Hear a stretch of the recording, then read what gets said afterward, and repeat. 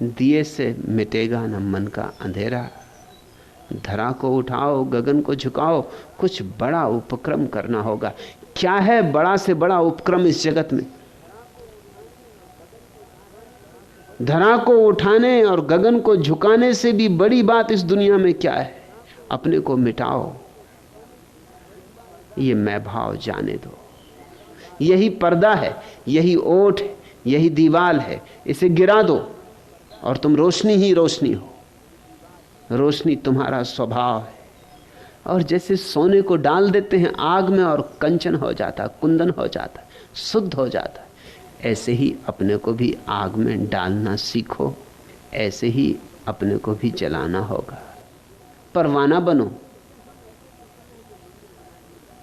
लेकिन हम ऐसे कुशल हैं, हमने मंदिर बना लिए झूठे, मस्जिदें बना ली झूठी, वहां जाके सिर भी पटक आते हैं, अहंकार साथ ही ले आते हैं वापस।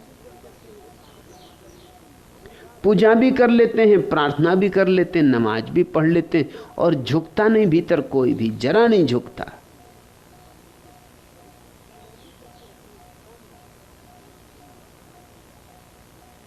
मैं राजस्थान यात्राओं पर जाता था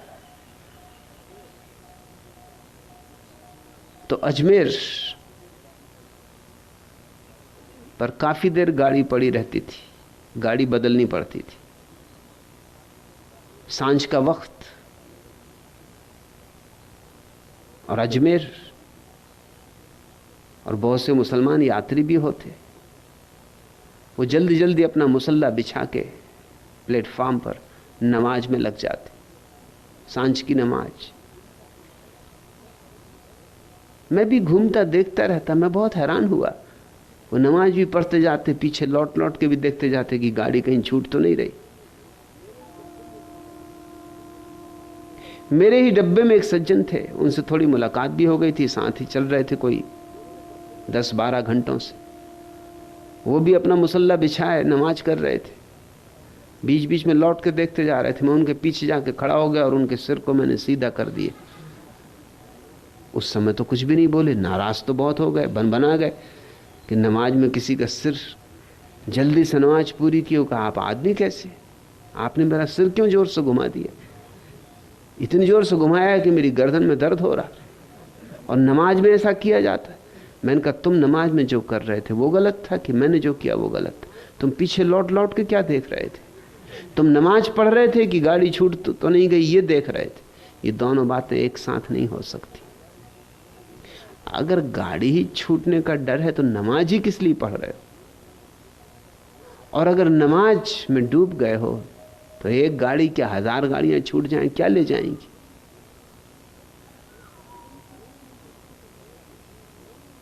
मगर ये कैसी नमाज?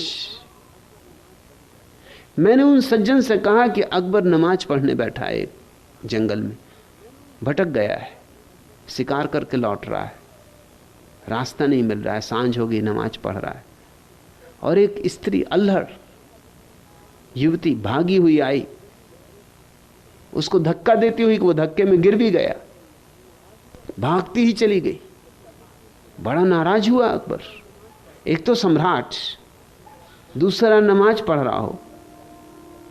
जब वो स्त्री वापस लौटी तो अकबर ने कहा कि सुन बदतमीज औरत, तुझे ये पता नहीं कि मैं सम्राट हूं? और सम्राट को भी जाने दे, कोई भी नमाज पढ़ रहा हो, प्रार्थना में लीन हो, उसके साथ ये दुर्व्यवहार, तूने इतने जोर से मुझे धक्का दिया कि मैं लुढ़क ही गया। तेरे पास क्या उत्तर? उस स्त्री ने कहा, मुझे क्षमा करें, लेकिन मुझे याद ही नहीं कि आप बीच में भी थे, कि आप लुढ़के भी। लुढ़के होंगे तो आप ठीक कहते हैं, ठीक ही कहते होंगे, मगर मुझे याद नहीं। मेरा प्रेमी आ रहा था, मैं उससे मिलने जा रही थी। मैं तो सिर्फ एक बात आपसे पूछती हूं कि मेरे प्रेमी के कारण मुझे आप दिखाई ही नहीं पड़े, और आप अपने प्रेमी से मिलने चले थे, और आपको मेरा धक्का अनुभव में आ गया। ये कैसी नमाज? मेरा तो साधारण सा प्रेमी,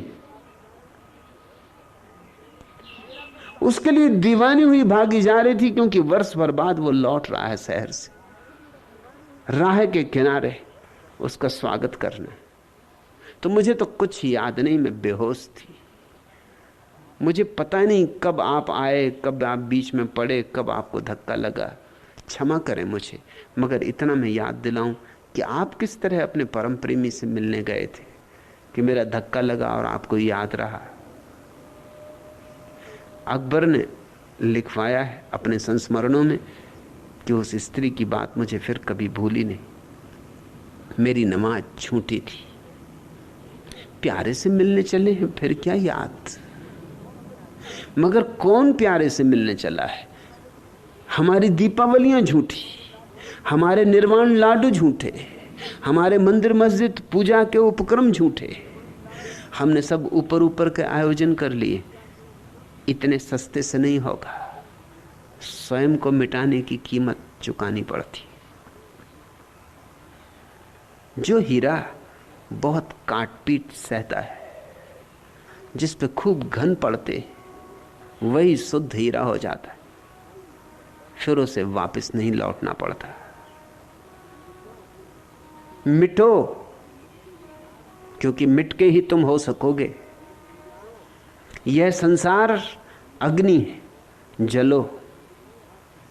यह संसार घनों की चोट है, सहो। यह संसार परीक्षा है, इससे गुजरे तो फिर लौटना ना पड़ेगा, फिर उस मालिक में लीन हो जाओगे। अगर इतनी हिम्मत हो तो मूल तुम्हारे हाथ में आ जाए और फिर तुम्हारे भीतर से एक झरना फूटे निर्मल वाणी का। तुम वेद बनो, तुम कुरान बनो, तुम्हारे भीतर से आयतें उठे और तुम्हारे भीतर से ऋचाएं जगें। और जिसके भीतर मूल आ गया, उसके भीतर पत्ते निकलेंगे, फूल लगेंगे, उसके भीतर अपूर्व का जन्म होगा। उसके शब्द शब्द में सत्य की भनक होगी। और जिसको भीतर अनुभव हो गया, उसे फिर कहीं और मंदिर में किसी मूर्त को नहीं खोजना पड़ता। न वह काशी जाता, न काबा। दरिया दिल बिच सूरत समानी, उसके तो भीतर ही याद आ गई। उसके भीतर तो स्मरण का दिया जल गया, सुरती जग गई। सुरती शब्द प्यारा है। जन्मा बुद्ध के साथ, पूरा हुआ नानक के साथ। बुद्ध ने जो शब्द उपयोग किया था वह था सम्मा सती। संस्कृत में उसका रूप है सम्यक स्मृति।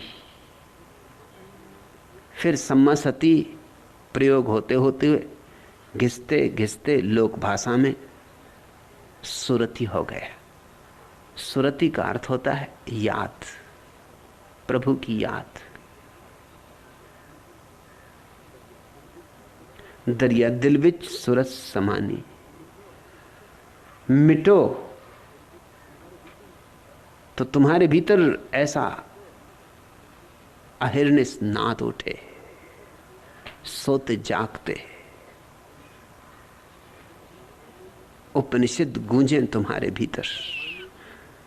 परवाने की विसात ही क्या थी फना हुआ, देखा तो समा भी न रही अपने हाल में। और तुम मिटोगे तो तुम ये मत सोचना कि परमात्मा भी चुप रह जाता है। परवाने की विशाल ही क्या थी फना हुआ, वो तो ठीक था, परवाना ही था, उसकी सामर्थ्य क्या थी, बूंद ही थी, सागर में खो गई। परवाना लेकिन जब समा पर जल उठता है तो तुम ये मत सोचना कि समा भी अछूती रह जाती। समा भी फड़क उठती, लपट उठती, तो समा भी डोल जाती, नाच जाती। और तुम्हारे भीतर जब समा का नाच होता है तो कृष्ण की वीणा बजती, मीरा पैरों में घूंघर बांध के नाचती, बुद्ध बोलते, उपनिषद रचे जाते, कुरान गूंजता, बाइबल जन्मती। ये अलग अलग ढंग हैं उस समा के, जो किसी परवाने की याद में वर्षा कर देती है जगत के ऊपर। एक परवाना मिटता है अनंतों के ऊपर बूंदाबांदी हो जाती।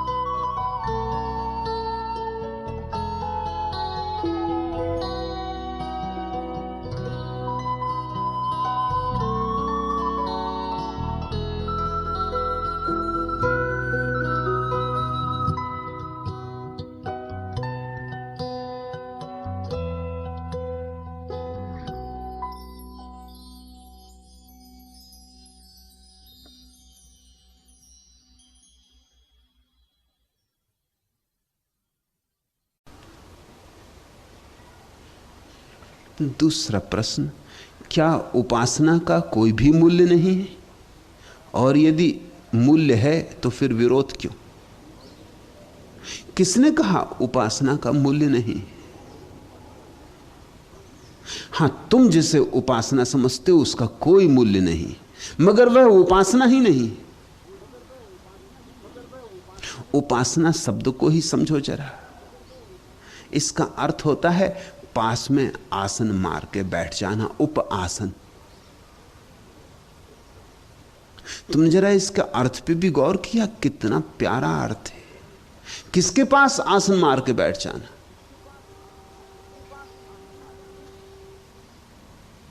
सद्गुरु मिल जाए, जिसके भीतर ज्योति जगी हो, उसके पास आसन मार के बैठ जाने का नाम उपासना है। ये तीनों शब्द एक अर्थ रखते हैं, उपासना, उपवास, उपनिषद। तुम चौंकोगे क्योंकि तुमने तो उनके बड़े अलग अर्थ कर रखे। उपासना का अर्थ होता है पास बैठना, उपवास का अर्थ भी होता है पास वास करना। वो उपासना से भी थोड़ा और आगे बढ़ना है, क्योंकि पास बैठे कभी कभी नहीं बैठे, कभी मिल गए सत्संग में फिर चले गए दुनिया में। उपवास का अर्थ होता है बैठे सो बैठे, वास ही करने लगे, बैठे सो फिर उठे नहीं। और उपनिषद का अर्थ होता है पास बैठ के जो मिल जाए।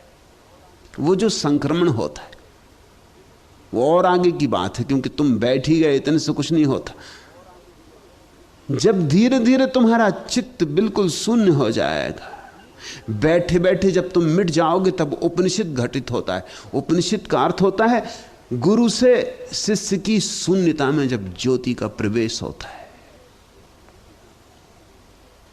उसका नाम उपनिषद। उपासना किसने कहा कि उसका कोई मूल्य नहीं? न तो सरहपा ने कहा, न मैं कहता हूं। कोई भी जानने वाला कैसे कहेगा? लेकिन फिर भी सरहपा ने कहा है, और मैं भी कहता हूं कि तुम जिसे उपासना मानते हो वो दो कौड़ी की। तुम्हारी उपासना बिल्कुल झूठी, औपचारिक है, थोथी। मूल्य है उपासना का। और क्या मूल्य है? इसलिए उपासना कि तू कहीं न भूल जाए, ज्ञान कर्म से विरक्त, व्यर्थ ज्ञान कर्म त्यक्त, ज्ञान कर्म बंध में उपासना सबल सशक्त, जीवन संग्राम में पैर कहीं डगमगाए। इसलिए उपासना कि तू न कहीं भूल जाए, लक्ष्य ज्ञान का सुदूर, प्रगतिशील पुरुष सूर, बढ़ता है किंतु हृदय होता जब चूर चूर, मात्र एक स्मरण से मुक्ति का चरम उपाय। इसलिए उपासना कि तू न कहीं भूल जाए। ज्ञान हो न कर्महीन, कर्म हो न खिन्न दीन, हो न जाए ज्ञान का प्रकाश कहीं मलिन क्षीण। नित्य चिन्ह नवीन रहे, अमर ज्योति जगमगाए। इसलिए उपासना कि तू न कहीं भूल जाए। जिसे स्मरण हो आया हो परमात्मा का, उसके पास बैठने का एक ही अर्थ है, इसलिए उपासना कि तू न कहीं भूल जाए। और अगर भूल गए हो तो याद आए। इसलिए उपासना कि तू न कहीं भूल जाए, जीवन संग्राम में पैर कहीं डगमगाए। जिनके पैर डगमगाने बंद हो गए, थोड़ा उनके साथ चलो तो तुम्हारे भी पैर थिर होने लगे। मात्र एक स्मरण से इस मुक्ति का चरम उपाय, इसलिए उपासना कि तू न कहीं भूल जाए। याद दिलाती रहे कोई परिस्थिति, कोई वातावरण, कोई ऊर्जा क्षेत्र तुम्हें बार बार तीर की तरह चुभता रहे, स्मरण दिलाता रहे। मात्र एक स्मरण से इस मुक्ति का चरम उपाय, इसलिए उपासना कि तू न कहीं भूल जाए। नित्य चिन्ह नवीन रहे, अमर ज्योति जगमगाए। इसलिए उपासना कि तू न कहीं भूल जाए। और हम भूले खड़े, हम बुरी तरह भूल गए। हमें याद ही नहीं रहा कि हम कौन हैं, किस लिए, कहां से, किस ओर जा रहे। हमसे ज्यादा मूर्छित और क्या है इस अस्तित्व में। हम बिल्कुल ही मूर्छित हैं। तुम्हें चौराहे पे कोई आदमी मिल जाए और तुम उससे पूछो कौन हो आप, और वो कंधे हिला के रह जाए और कहे कि मुझे कुछ पता नहीं, तो क्या समझोगे? समझोगे कि पागल है या मजाक कर रहा है या नशे में है। और पूछो कि कहां से आते हो, फिर कंधे बिचका के रह जाए, कहे मुझे कुछ पता नहीं। और पूछो कहां जाते हो, फिर कंधे बिचकाए और कहे कि मुझे कुछ पता नहीं। तो तुम डरोगे उस आदमी से, तुम जल्दी से हट जाना चाहोगे। आदमी खतरनाक मालूम होता है, पता नहीं पागल ही है, जिसे ये भी पता नहीं कहां से आता, कहां जाता, कौन है। लेकिन यही तो तुम्हारी जीवन के चौराहे पर दशा है। कहां से आते हो, कौन हो, कहां जा रहे हो, क्या है प्रयोजन तुम्हारे होने का। नहीं, फुर्सती कहां है इस सब बात को सोचने की। उपासना का अर्थ है जहां किसी के पास बैठकर, किसी की सन्निधि में इन बातों पर विचार हो, इन बातों पर चिंतन हो, इन बातों पर ध्यान हो। ये जीवन के मौलिक प्रश्न जहां तीर की तरह तुम्हारे प्राणों में छिद जाएं। इसलिए उपासना कि तू न कहीं भूल जाए। पूछा तुमने क्या उपासना का कोई भी मूल्य नहीं है? मूल्य है, लेकिन तुम जिसे उपासना समझते हो उसका कोई भी मूल्य नहीं है। तुम्हारी क्या है उपासना? गए मंदिर में, जल्दी से घंटी बजा दी, सिर पटक दिया पत्थर की मूर्ति के सामने, भागे। ये तो तुम कितनी बार कर चुके। क्या हुआ? पत्थरों की पूजा करते करते अक्सर तुम पत्थर हो गए। स्वाभाविक है, जिसकी पूजा करोगे वैसे ही हो जाओगे। जरा पूज्य को सोच के चुनना, क्योंकि पूज्य का अर्थ होता है वो निर्धारक होगा। कोई पीपल के झाड़ की पूजा कर रहा है, इसको उपासना कहता।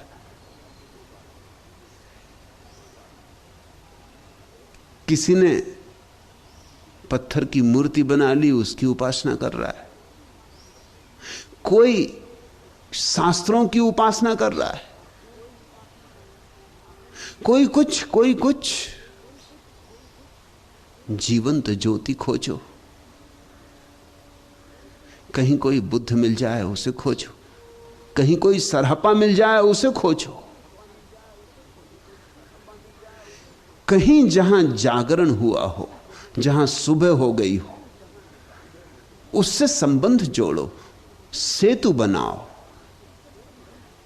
उस तरह के संबंध का नाम शिष्यत्व है। और संबंध जुड़ जाए प्रकाश के किसी पुंज से तो उपासना। और तुम पूछते हो यदि मूल्य है तो फिर विरोध क्यों? विरोध तो है ही नहीं। विरोध तो गलत सिक्कों का है, और गलत सिक्के बिल्कुल सही सिक्कों जैसे मालूम होते, इसलिए विरोध करना ही होगा, बार बार करना होगा। क्योंकि गलत और सही सिक्के की पहचान कैसे होगी? ऊपर उठो, ऊपर उठो, क्योंकि तुम इंसान हो, परमात्मा की जान हो। तुम गगन से और भी ऊपर उठो, ऊपर उठो। वृत्ति पासो छोड़ दो, वेग को तुम मोड़ दो। हे मनुष्य के वंशधर, ऊपर उठो, ऊपर उठो। तुम चढ़ो दिगुमेरु पर, तुम बढ़ो हो अग्रसर। धूम्र वर्षा मेघ से ऊपर उठो, ऊपर उठो। इसलिए विरोध है, क्योंकि तुम जहां पड़े हो वह तुम्हारी नियति नहीं। मंदिरों में पूजा से कुछ भी ना होगा। ये सारा अस्तित्व मंदिर हो जाए तब तक रुकना नहीं। जब तक कण कण चिन्मय ना हो जाए तब तक रुकना नहीं। इतना बड़ा मंदिर है, यह आकाश का चंदोबा है, ये तारों से भरा आकाश है, इतना सुंदर विश्व, इतना अपूर्व, तुम्हें दिखाई नहीं पड़ता। तुम चले अपने मंदिर, अपनी मस्जिद की तरफ। ये परमात्मा का मंदिर और मस्जिद और गिरजा और गुरुद्वारा, इसे कब देखोगे? आदमी की ईंटों से बने मंदिर मस्जिदों को पूजते रहोगे, आदमी के द्वारा निर्मित पत्थरों के सामने सिर पटकते रहोगे। ऊपर उठो, ऊपर उठो। इसलिए उपासना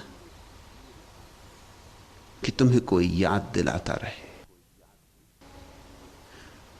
ऊपर उठने में कठिनाई तो है, क्योंकि पंख खोलने पड़ेंगे जो तुमने न मालूम कितने जन्मों से नहीं खोले।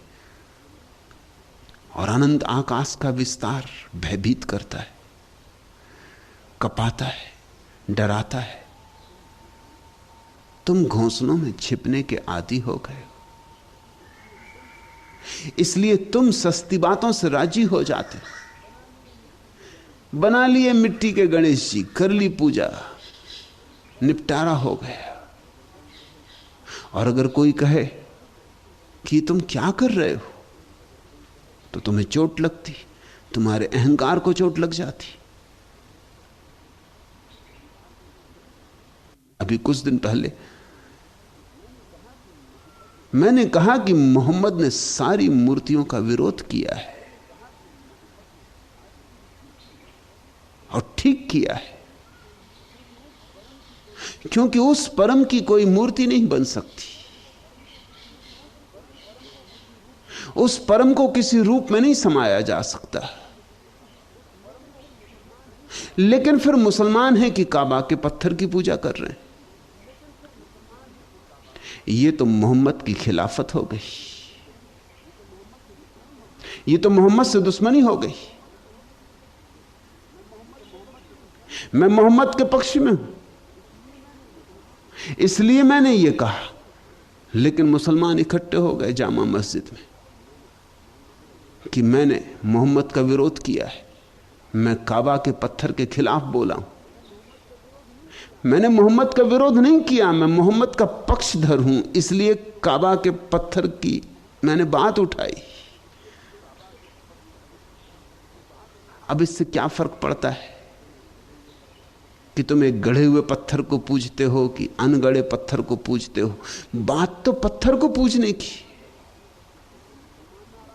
लेकिन मुसलमान नाराज हो जाते हैं, तब बड़ी हैरानी होती। तब इतनी हैरानी होती कि मोहम्मद को मानने वाले इसलिए नाराज हो गए कि मैंने काबा के पत्थर का विरोध किया है। तो तुम खाक समझे हो मोहम्मद को, तुम कभी समझ सकोगे? मगर यही दशा औरों की भी है, यही जैनों की, यही बौद्धों की, यही हिंदुओं की, यही ईसाइयों की। ये बड़े आश्चर्य की दुनिया है। यहां जागृत पुरुष जो कह जाते हैं उनके पीछे चलने वाले ठीक उससे उल्टा करते, ठीक उल्टा, और फिर भी मानते हैं कि वह अनुयायी है। और अगर कोई उन्हें चेताए तो दुश्मन मालूम होता है। अब मुसलमानों ने सारी प्रादेशिक सरकार को और केंद्रीय सरकार को मेरे खिलाफ पत्र लिखे कि मैंने उनकी धार्मिक भावना को चोट पहुंचा दी, कि मैंने उनके जज्बात को चोट पहुंचा दी, कि मेरे बोलने पर रोक लगाई जाए।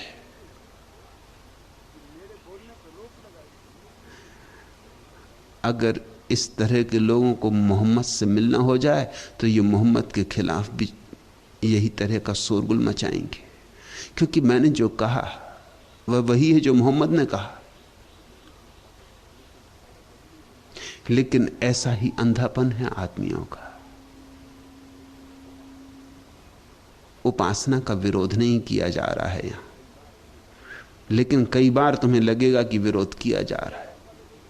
जब भी तुम्हें ऐसा लगे कि विरोध किया जा रहा है, तब तुम समझना कि तुम जिसे उपासना समझते हो उसका विरोध किया जा रहा है।